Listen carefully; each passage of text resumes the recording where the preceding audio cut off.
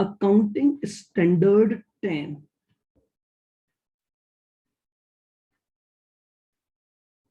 Revised.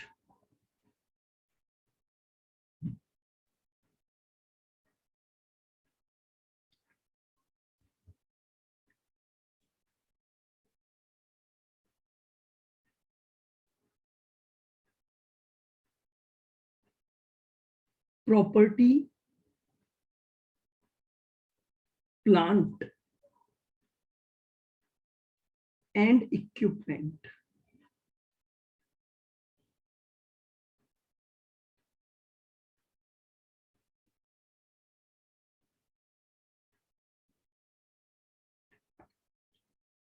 Short में इसे बोला जाता है PPE। देखिएगा, इससे पहले हम एक और अकाउंटिंग स्टैंडर्ड कर चुके हैं, जो कि था हमारा अकाउंटिंग स्टैंडर्ड 7, जो किसके रेस्पेक्ट में था? जितनी भी एंटिटीज कंस्ट्रक्शन कॉन्ट्रैक्ट में लगी हुई हैं, उनकी प्रॉफिट और लॉस को कैसे रिकॉग्नाइज किया जाएगा। इसी तरह से आज हम इस अकाउंटिंग स्टैंडर्ड में प्रॉपर्टी, प्लांट और इक्विपमेंट को लेकर के कुछ बातें सीखने वाले हैं। तो हमारा जो अकाउंटिंग स्टैंडर्ड 10 है, जो कि रिवाइज्ड हुआ है, इस रिवाइज्ड अकाउंटिंग स्टैंडर्ड का नाम दिया गया प्रॉपर्टी, प्लांट एंड इक्विपमेंट। पहले इस अकाउंटिंग स्टैंडर्ड 10 का नाम था फिक्स्ड असेट अकाउंटिंग। देखिएगा, लिखें point number 1, accounting standard 10 revised.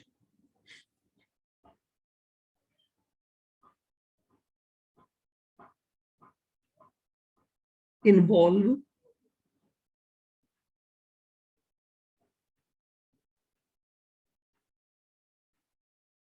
first old accounting standard 10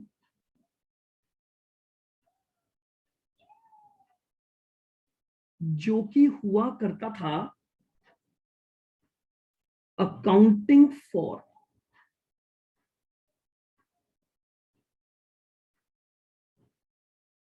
fixed asset.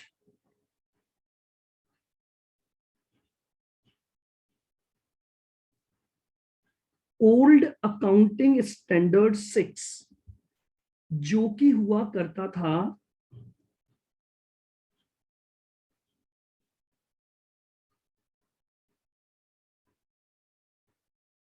Depreciation accounting.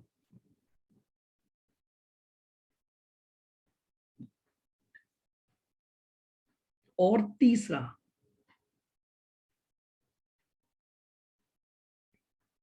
Guidance note on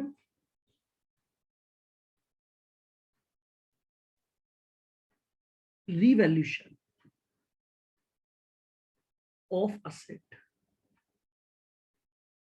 बहुत ध्यान से सुनना, एस 10 को रिवाइज्ड करने से पहले हम ये 3 अलग अलग चीजें पढ़ा करते थे। ओल्ड अकाउंटिंग स्टैंडर्ड 10 जो था वो फिक्स्ड असेट की अकाउंटिंग को बताता था। ओल्ड अकाउंटिंग स्टैंडर्ड जो 6 था वो डेप्रीसिएशन की अकाउंटिंग को बताता था। और एक गाइडेंस नोट इशू किया हुआ था। गाइडेंस नोट का मतलब होता है एक गाइडलाइन जारी की हुई थी कि अगर कोई भी एंटिटी अपनी असेट को रीवैल्यू करती है तो उसका अकाउंटिंग ट्रीटमेंट कैसे किया जाना चाहिए। अब जब एस 10 रिवाइज्ड हुआ, इन तीनों को मिलाकर बना दिया गया। इन तीनों को मिलाकर एक अकाउंटिंग स्टैंडर्ड बना दिया गया। तो हो सकता है कल को वो ये पूछे कि जो एस 10 है वो किन किन अकाउंटिंग को मिलाकर बनाया गया।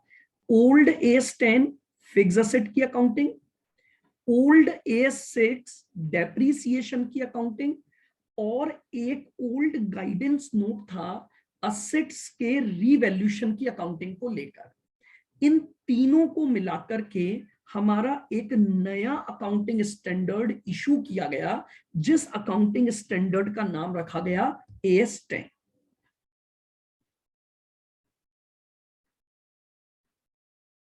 लिखें पॉइंट नंबर 2।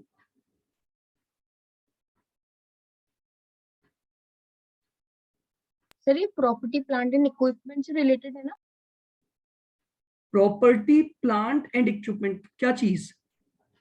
इससे इनसे ही रिलेटेड है ना ये अपना नाम ही लिख AS10? दिया ना मैंने, नाम लिख दिया ना, property plant and equipment. What does it mean? कि ये इसी की अकाउंटिंग को बताएगा। ऑब्जेक्टिव ऑफ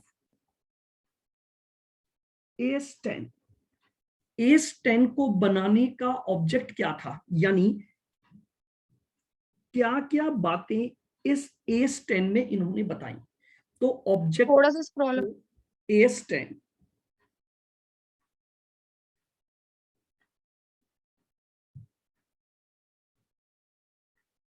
लिखें AS10 provide, AS10 provide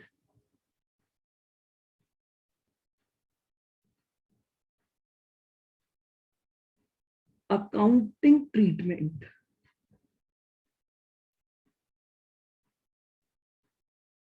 AS10 provide accounting treatment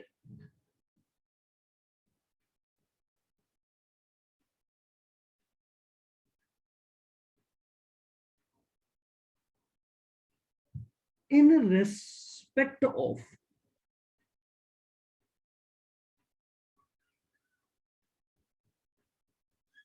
following अरे G.N का क्या मतलब है? guidance note। AS10 provide accounting treatment in respect of following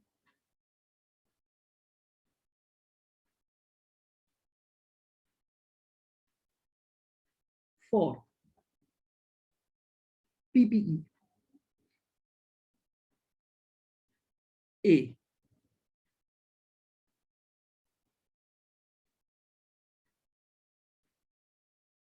recognition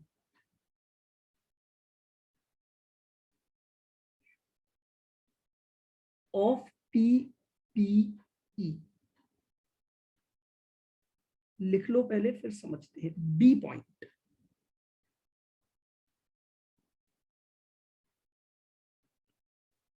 how to calculate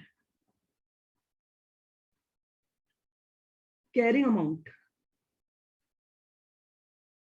how to calculate carrying amount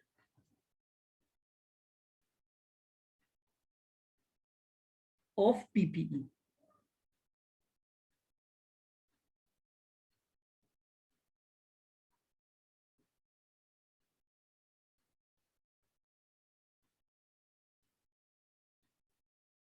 depreciation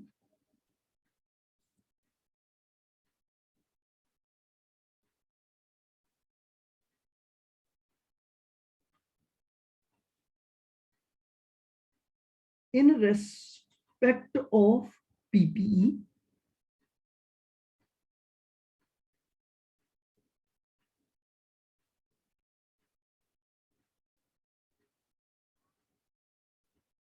impairment loss in respect of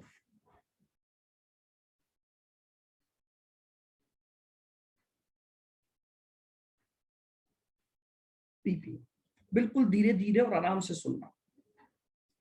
अब बात यह आई कि इस AS10 में किन किन बातों का अकाउंटिंग ट्रीटमेंट बताया गया है।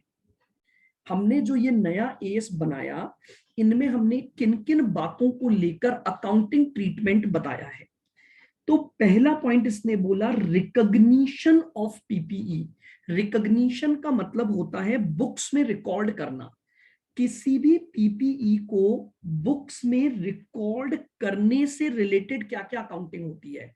सबसे पहली बात इसने ये बताई, रिकॉग्निशन का मतलब होता है रिकॉर्डिंग करना उसकी, किसकी, पीपीई की। दूसरा, अब आपने एक प्रॉपर्टी को या प्लांट को बुक्स में रिकॉर्ड कर लिया, तो अब उसका कैरिंग अमाउंट कैसे निकालोगे। कैरिंग अमाउंट का मतलब होता है बैलेंस शीट डेट पर वो वैल्यू जो आप बैलेंस शीट में रिफ्लेक्ट करोगे, वो अमाउंट कैसे निकालोगे, इस बात को बताएगा। रिकॉग्निशन मतलब पीपीई को रिकॉर्ड करना, रिकॉर्ड करने के बाद ईयर एंड पर उस पीपीई की बुक वैल्यू या कैरिंग अमाउंट की कैलकुलेशन करना। तीसरा, उस पीपीई के डेप्रीसिएशन का कैलकुलेशन, क्योंकि जब डेप्रीसिएशन आएगा तभी कैरिंग अमाउंट आ पाएगा। और चौथा, जो इंपेयरमेंट लॉस है, ये इंटर लेवल पर आप नहीं पढ़ते हो, ये फाइनल लेवल का टॉपिक होता है कि पीपीई के रेस्पेक्ट में इंपेयरमेंट लॉस एक पॉइंट होता है, उसको कैसे कैलकुलेट किया जाएगा। सर होता क्या है, थोड़ा सा मतलब बताना। अरे 1 मिनट रिद्धि, रुका करो, पता है 2 मिनट भी नहीं रुकते हो आप, 2 मिनट भी नहीं रुकते हो, मेरे को बात तो कंप्लीट करने दिया करो। इंपेयरमेंट लॉस जो निकाला जाता है वो एक अलग अकाउंटिंग स्टैंडर्ड 28 के द्वारा निकाला जाता है। क्यों निकाला जाता है, कब निकाला जाता है, ये मैं लेटर ऑन बात करूंगा, जब मैं आपको इस एस के 4th पॉइंट के अकाउंटिंग पर ले जाऊंगा। हालांकि not relevant for inter level, but फिर भी अगर कल को कोई छोटा मोटा पॉइंट आ जाए तो आपको इसका मीनिंग पता होना चाहिए और इसकी एक बेसिक कैलकुलेशन पता होनी चाहिए। तो ये क्यों बुक किया जाता है, ये लेटर ऑन इसी अकाउंटिंग स्टैंडर्ड में बिल्कुल लास्ट में हम डिस्कशन करेंगे कि इंपेयरमेंट लॉस होता क्या है। क्योंकि इंपेयरमेंट लॉस का मीनिंग समझने के लिए मुझे आपको एस 28 की डेफिनेशन पर ले जाना पड़ेगा, वहां पर डिफाइन किया हुआ है कि इंपेयरमेंट लॉस क्या होता है। ठीक है, तो इस एस में हम 4 बातें सीखेंगे। रिकॉग्निशन सीखेंगे, कैरिंग अमाउंट की कैलकुलेशन सीखेंगे, डेप्रीसिएशन निकालना सीखेंगे और इंपेयरमेंट लॉस भी हम सीखेंगे। भले ही हमारे कोर्स में नहीं है, बट फिर भी मैं आपको एक छोटे एग्जांपल्स के द्वारा इसके पूरे मीनिंग को क्या करूंगा, डिफाइन करूंगा। लेकिन उसको सीखने के लिए पहले ए बी सी सीखना पड़ेगा, क्योंकि इंपेयरमेंट लॉस सीखोगे उसके लिए ए भी चाहिए होगा, बी भी चाहिए होगा और सी भी चाहिए होगा। तो बिना एबीसी की कैलकुलेशन सीखे आप डायरेक्टली डी पॉइंट नहीं पहुंच सकते। तो अभी आप केवल लिख लें, लेटर ऑन हम बात करेंगे कि इंपेयरमेंट लॉस क्या होता है। तो यानी एस 10 के 4 ऑब्जेक्ट हैं, पीपीई को रिकॉग्नाइज करना, उसका कैरिंग अमाउंट निकालना, उसका डेप्रीसिएशन निकालना और उसके इंपेयरमेंट लॉस को कैलकुलेट करना। इन 4 बातों को ये हमारा जो एस है ये कवर करता है। लेकिन कुछ ऐसी बातें भी हैं जिनको हमारा एस कवर नहीं करता है। लिखें, पॉइंट नंबर, नॉन एप्लीकेबिलिटी।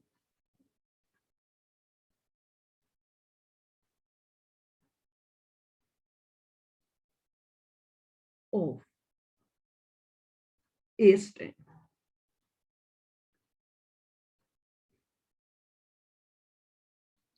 कुछ ऐसी एसेट हैं जहां पर हम एस 10 नहीं लगाते हैं क्योंकि वो एस 10 की कैटेगरी में नहीं आता है। कोई मतलब नहीं है, जो चीज हट चुकी है रिद्धि, उन क्वेश्चंस का कोई मतलब नहीं है कौन इशू करता है कौन नहीं करता है, ये सब अबॉलिश्ड हो चुके हैं इसके आने की वजह से। ठीक है, ये सिर्फ मैंने इसलिए लिखवाया कि कल को ऑब्जेक्टिव में ये पूछ सकता है कि गाइडेंस नोट एस 6 और एस 10 को मिलाकर ही एक नया एस बनाया गया था। ठीक है, और गाइडेंस नोट इशू करने की जो लाइबिलिटी बेसिकली होती है वो ICAI, the institute of chartered accountant of India, सारे अकाउंटिंग स्टैंडर्ड भी वही बनाती है, सारे गाइडेंस नोट भी वही बनाती है। ये पावर केवल आईसीएआई की एक एडवाइजरी बोर्ड है। अब आपको समझ ही नहीं आएगा, जब आप सीए करोगे तो ये चीजें पढ़ते हो, उसकी एडवाइजरी बोर्ड क्या होती है, तो वो बनाती है, तो उससे हमें कोई लेना देना नहीं है। आपको यहां पर आ जाइए, non applicability. Point number A, non applicability का मतलब है कुछ ऐसी सिचुएशन है जहां पर मैं अकाउंटिंग स्टैंडर्ड 10 की अकाउंटिंग काम में नहीं लूंगा, वो यहां पर फॉलो नहीं होती है। जैसे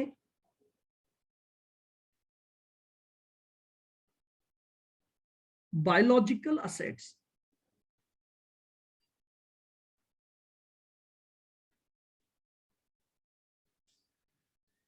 biological assets related to agriculture,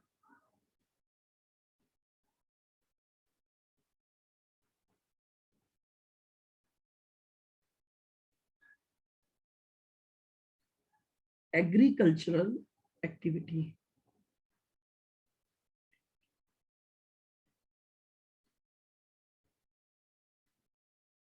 other than bearer plants,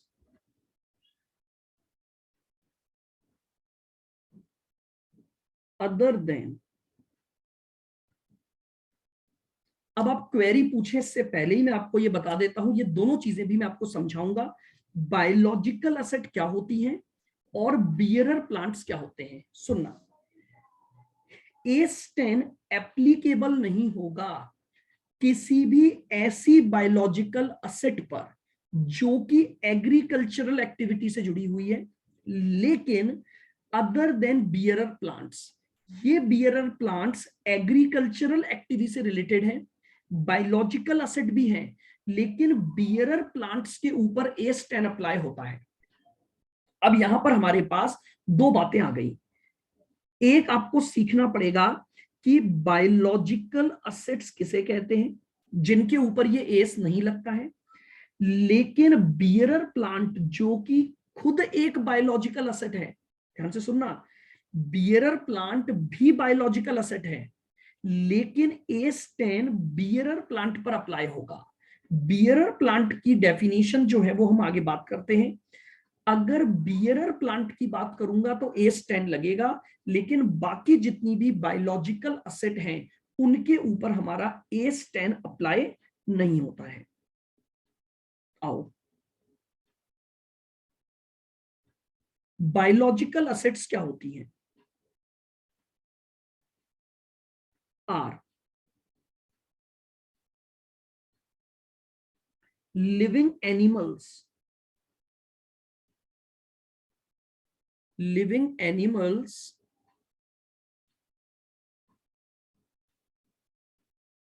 and plants। Biological asset का मतलब है जानवर और प्लांट, लेकिन रिलेटेड टू एग्रीकल्चरल एक्टिविटी। ऐसे जानवर और ऐसे प्लांट जो कि एग्रीकल्चरल एक्टिविटी का पार्ट हैं, जैसे शीप, भेड़ ऊन बनाने के काम आती है, बायोलॉजिकल असेट है। प्लांट, जितनी भी प्लांट एग्रीकल्चरल एक्टिविटी से रिलेटेड हैं, यानी आपकी जितनी भी एग्रीकल्चरल क्रॉप्स उगती हैं, गेहूं, चावल, चना, ये सब क्या है? एग्रीकल्चरल प्लांट्स हैं। ये सभी बायोलॉजिकल असेट्स में आते हैं। जितने भी लिविंग एनिमल्स हैं और प्लांट हैं जो कि एग्रीकल्चरल एक्टिविटी में काम आते हैं। तो बायोलॉजिकल असेट का मतलब हो गया ऐसे जानवर और ऐसे प्लांट जो कि एग्रीकल्चरल एक्टिविटी से जुड़े हुए हैं, उन सभी को बायोलॉजिकल असेट माना जाता है और उनके ऊपर A10 नहीं लगता, उनके ऊपर A10 नहीं लगता। लेकिन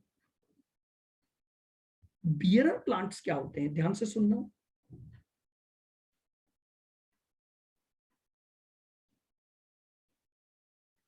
a plant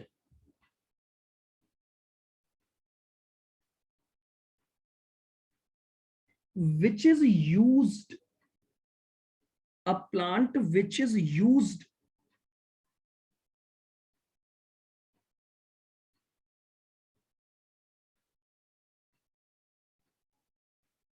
in production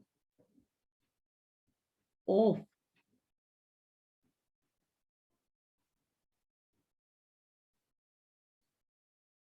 agriculture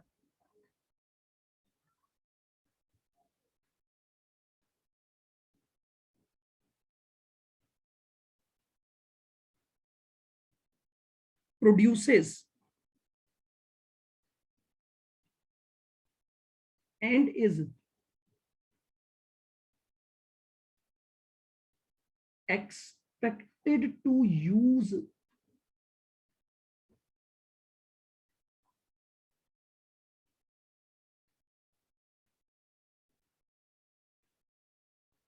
for more than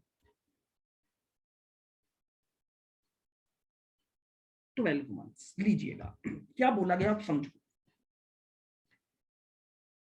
bearer plant भी प्लांट हैं जो कि एग्रीकल्चरल प्रोड्यूसेस देंगे, और बायोलॉजिकल प्लांट भी प्लांट ही है, बायोलॉजिकल एसिड भी प्लांट है जो एग्रीकल्चरल प्रोड्यूसेस देंगे। फिर भी दो अलग अलग डेफिनेशन दिखाई गई। अभी हम बहुत सारे एग्जांपल से समझेंगे बात को। मेरी डेफिनेशन को फिर ध्यान से सुनना। कोई भी ऐसा प्लांट जो कि एग्रीकल्चरल प्रोडक्ट को प्रोड्यूस करता है और जिसका यूज मोर देन 12 महीने के लिए किया जा सकता है, यानी 1 से ज्यादा सालों तक वो एग्रीकल्चरल प्रोडक्शन में हेल्प कर रहा है, वो बियरर प्लांट है और एस 10 लगेगा। लेकिन ऐसे प्लांट जो एग्रीकल्चरल प्रोडक्शन तो दे रहे हैं, एग्रीकल्चरल प्रोडक्ट तो दे रहे हैं, लेकिन लेस देन 12 मंथ का टाइम पीरियड है, वो चले जाएंगे बायोलॉजिकल असेट पर और उन पर एस 10 नहीं लगेगा। डेफिनेशन समझ आई? फिर सुनना। बियरर प्लांट का मतलब ऐसे प्लांट से है जो एग्रीकल्चरल प्रोड्यूसेस तो देंगे और उनका agricultural production more than 12 month होगा। मोर देन 12 मंथ का हो गया कि एक बार अगर वो प्लांट लग गया तो उससे आपको जो एग्रीकल्चरल प्रोड्यूसेस मिलेंगे वो 1 साल से ज्यादा मिलेंगे। फॉर एग्जांपल हम बात करते हैं आम के बागान। आपने आम का पेड़ एक बार लगा दिया, मुझे बताओ क्या उसमें 1 ही साल आम आएंगे? कि भैया 1 साल आम आ गए, अब उस पेड़ को जड़ के साथ उखाड़ लो, अगले साल के लिए दोबारा नया पेड़ लगाएंगे? क्या ऐसा होता है क्या? या आप केवल आम के बागानों को देखो, आम के पेड़ को देखो, आम तोड़ लिए जाते हैं, अगली बार उसी पेड़ पर दोबारा आम आएंगे, फिर तोड़ लो, फिर तीसरी बार उसी पेड़ पर आम आएंगे, फिर तोड़ लो। या ऐसा करोगे हर साल आम अगर पाना है तो आम के नए पेड़ लगाओ, पुराने पेड़ जड़ समेत उखाड़ लो? क्या ऐसा होता है क्या आम पर? नहीं सर। नहीं सर। उन्हें बोला जाता है बियरर प्लांट्स। चाय के बागान, आसाम में चाय के बागान होते हैं, क्या चाय के पूरे पेड़ उखाड़ लिए जाते हैं या केवल पत्तियां चुनी जाती हैं चाय की? पत्तियां देते हैं सर। और वापस से उन्हीं पेड़ों पर दोबारा चाय की पत्तियां आ जाती है? हाँ सर। हाँ सर। वो कहलाते हैं बियरर प्लांट्स। बोलो अब आ रहा है समझ में? ऐसे प्लांट जो एग्रीकल्चरल प्रोडक्ट देंगे और 1 साल से ज्यादा बार देंगे, उनको बोलते हैं बियरर प्लांट, और इनके ऊपर एस 10 लगता है। हमारा एस बोलता है ये असेट है हमारी, ये असेट है हमारी। लेकिन गेहूं की फसल, क्या एक बार गेहूं की फसल लगा दी, गेहूं के उस पर आ गया, पूरी फसल निकलती है या गेहूं के दाने तोड़ते हो और अगली बार उसी पर गेहूं वापस लग जाता है? पूरी पूरी निकलती है फसल। पूरी फसल निकलती है, इसलिए वो बायोलॉजिकल असेट है। वो बायोलॉजिकल असेट है। क्यों? वो ऐसे प्लांट हैं जो एग्रीकल्चरल प्रोड्यूसेस तो दे रहे हैं बट लेस देन 12 मंथ, एक ही बार देगा वो। उस फसल का बेनिफिट एक ही बार मिलेगा आपको, उस पर दोबारा गेहूं नहीं लग सकता। गेहूं दोबारा लगाना है तो दोबारा फसल बोनी पड़ेगी आपको। बोलो अब समझ आया बायोलॉजिकल असेट और प्लांट का? हाँ सर, यूज पे डिपेंड है। लिख दिया मैंने, use for more than 12 month. दोनों में एग्रीकल्चरल प्रोड्यूसेस तो कॉमन है, गेहूं भी एग्रीकल्चरल है और आम भी एग्रीकल्चरल प्रोडक्ट्स में आएगा। लेकिन गेहूं की फसल चूंकि बायोलॉजिकल असेट में आती है तो इसके ऊपर AS10 नहीं लग सकता। लेकिन आम के जो पेड़ हैं, आम के बागान जो लगे हुए होते हैं, वहां पर आम उन्हीं पेड़ों पर बार बार लगते हैं, इसलिए उनका यूज 12 महीनों से ज्यादा समय के लिए होता है। और 12 महीनों से ज्यादा समय के लिए होता है तो इसलिए उनको हम क्या बोलते हैं, बियरर प्लांट बोलते हैं, और उनके ऊपर एस लगेगा। लेकिन एनिमल्स पर ऐसा नहीं है। एनिमल चाहे एक बार हो चाहे बार बार हो, क्या भेड़ को मार मार के ऊन निकालते हो क्या? No sir. भेड़ को काट दो फिर ऊन आ गई, अगली बार नई भेड़ें आएंगी। लेकिन वो क्या प्लांट है क्या या एनिमल है? एनिमल। एनिमल। एनिमल तो बायोलॉजिकल असेट ही होंगे। एनिमल अगर, भाई भेड़ तो वही भेड़ वापस अगले साल ऊन देगी कि नहीं देगी? देगी सर। लेकिन उसको प्लांट थोड़ी बोल दोगे कि ये ऊन का प्लांट लगा रखा है हमने। बेरर प्लांट नहीं हो सकते, एनिमल्स नहीं हो सकते बेरर। एनिमल्स केवल बायोलॉजिकल असेट ही होंगे। तो ओ एनिमल्स जो कि एग्रीकल्चरल प्रोड्यूसेस देंगे उस पर AS10 नहीं लग सकता। बियरर प्लांट पर AS10 लगेगा, क्योंकि बियरर प्लांट जो है वो बायोलॉजिकल असेट तो है, बट साथ ही साथ उसके एक स्पेशल कैरेक्टरिस्टिक्स के कारण कि वो 12 महीने से ज्यादा समय तक यूज हो जाती है, इस वजह से उनको हम बियरर प्लांट में लेते हैं। और बियरर प्लांट पर AS10 लगता है। तो AS10 की पहली नॉन एप्लीकेबिलिटी आई, जितनी भी बायोलॉजिकल असेट हैं एक्सेप्ट बियरर प्लांट, उनके ऊपर AS10 नहीं लगेगा। जितनी भी बायोलॉजिकल असेट हैं एक्सेप्ट बियरर प्लांट, उनके ऊपर AS10 नहीं लगेगा। यानी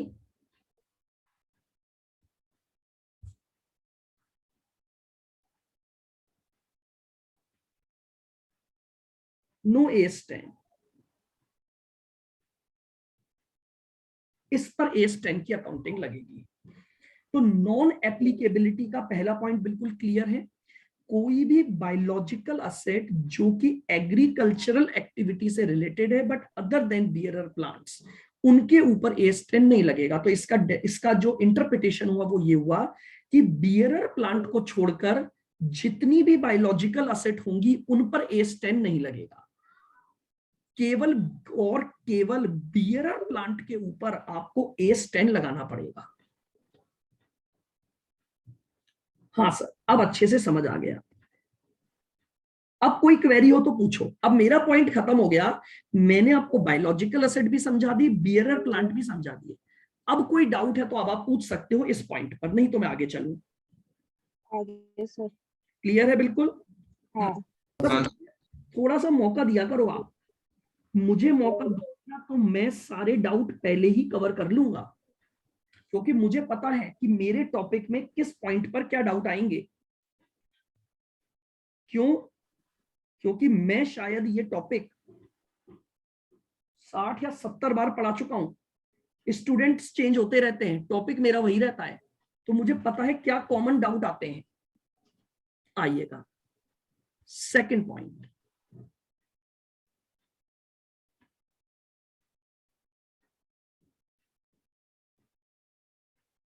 मिनरल राइट्स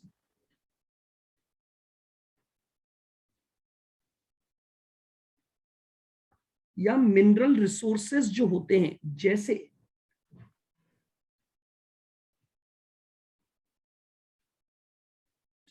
मिनरल राइट्स और resources such as gas, oil, etcetera,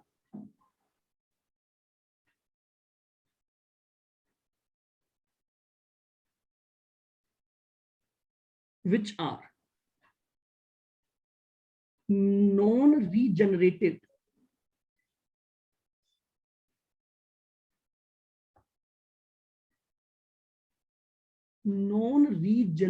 resources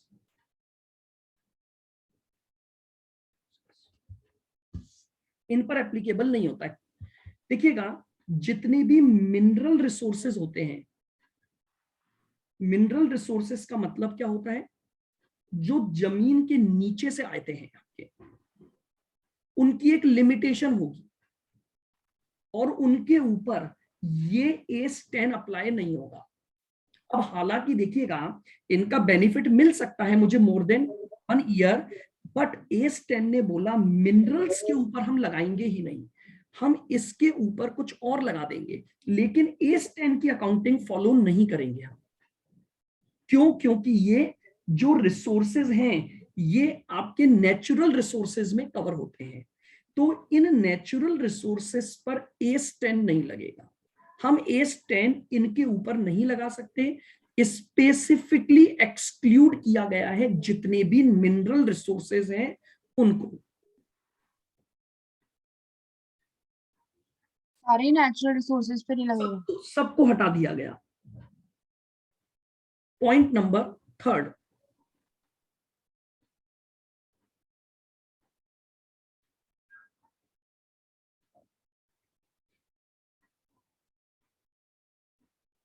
PPE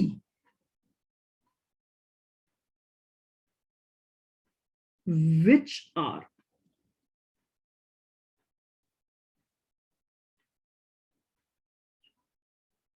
held for sale, ऐसी PPE जिनको बेचे जाने के ऑब्जेक्ट से रखा गया है, हेल्ड फॉर सेल है, वो भी यहां कवर नहीं होगी क्योंकि वो हमारी असेट नहीं होती है। ऐसे प्रॉपर्टी, प्लांट एंड इक्विपमेंट जिनको बेचे जाने के ऑब्जेक्ट से आपने अपने पास रखा है, आप समझ रहे हो? जैसे मान लो मेरा बिजनेस ही मकान बनाकर बेचने का है, तो मेरे पास तो बहुत सारी प्रॉपर्टीज होंगी, लेकिन वो मैंने अपने पास किस लिए रखी हुई है? बेचे जाने के ऑब्जेक्ट से रखी हुई है। तो बेचे जाने के ऑब्जेक्ट से रखी तो उनके ऊपर में AS10 नहीं लगा सकता। तो जितनी भी PPE जो कि बेचे जाने के पर्पज से हैं उनके ऊपर हमारा AS10 नहीं लगेगा। तो 3 बातों पर AS10 हम नहीं लगा रहे हैं। Biological asset except bearer plant, natural resources और PPE हेल्ड फॉर सेल, हम इनके ऊपर अपना ये AS की अकाउंटिंग नहीं लगाएंगे। किन किन बातों को कवर करेगा ये समझ आ गया? रिकॉग्निशन को, कैरिंग अमाउंट को, डेप्रिसिएशन को, इंपेयरमेंट लॉस को। लेकिन कहां कहां ये एप्लीकेबल नहीं होगा हमने वो बात भी कर ली कि यहां पर ये एप्लीकेबल नहीं होगा। बोलो क्लियर? बिल्कुल।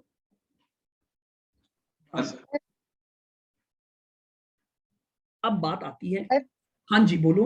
सर ये सी पॉइंट में अपन मतलब ऐसे समझ सकते हैं कि जैसे बिल्डर है उसपे तो स्टॉक है ना?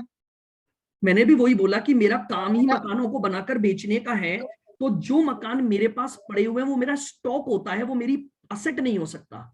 और ये एएस अपन असेट पे लगाते हैं ना?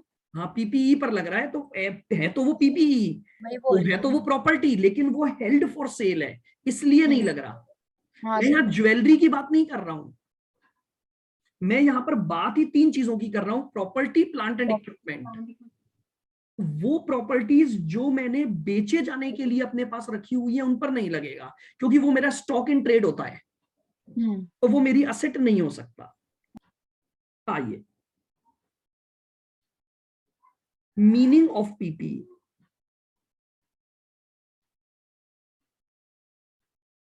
अब इसकी डेफिनेशन क्या दी गई या मीनिंग क्या बताया गया? एस ने बोला भैया मीनिंग भी तो समझो पहले कि PPE किसे कहा जाएगा। अब सुनना,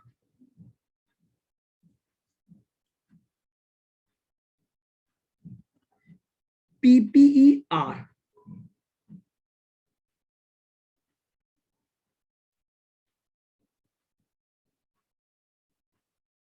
tangible assets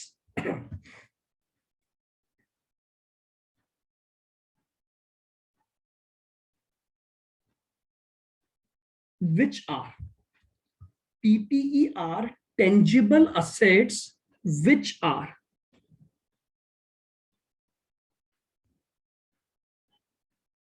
held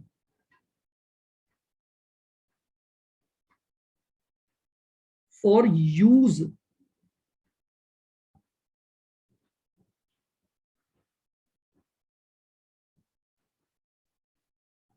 in production of goods.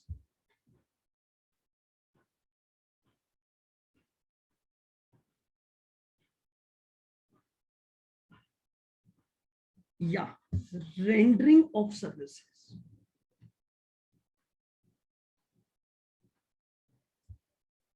PPE उन टेंजिबल असेट को बोला जाएगा जो कि आपने रखी हुई है, या तो आप उनके द्वारा गुड्स का प्रोडक्शन करोगे, या अगर आप सर्विसेज देने का काम करते हो तो उनका यूज करके आप सर्विसेज दोगे। और का मतलब समझते हो? या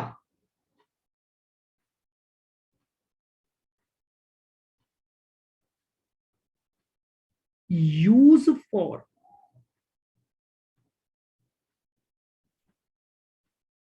रेंटल टू अदर्स, या तो खुद प्रोडक्शन ऑफ गुड्स के लिए यूज करोगे, या सर्विसेज दोगे, या फिर उस प्रॉपर्टी को आप दूसरों को किराए पर दोगे, या फिर तीसरा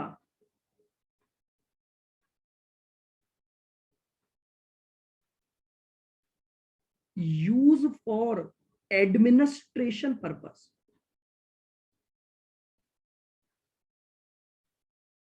या आप अपने बिजनेस का एडमिनिस्ट्रेशन करते हो, एडमिनिस्ट्रेटिव पर्पस के लिए उस असेट को यूज करते हो। जैसे ऑफिस बिल्डिंग हो गया, ऑफिस एसी हो गए, ऑफिस प्लांट एंड मशीनरी हो गए। तो बात समझ में आ रही है?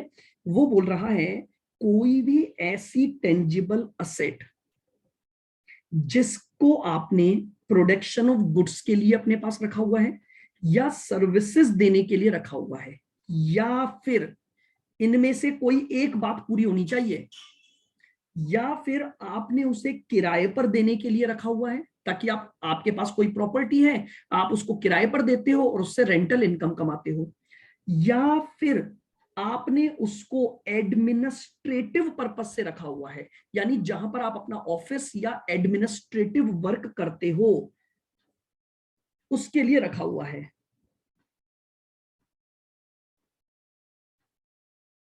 एंड यानी इन तीनों में से कोई एक, एंड का मतलब ये साथ में होना ही चाहिए। And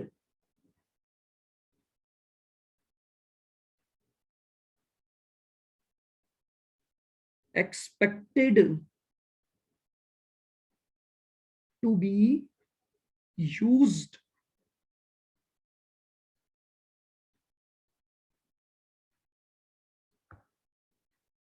for more than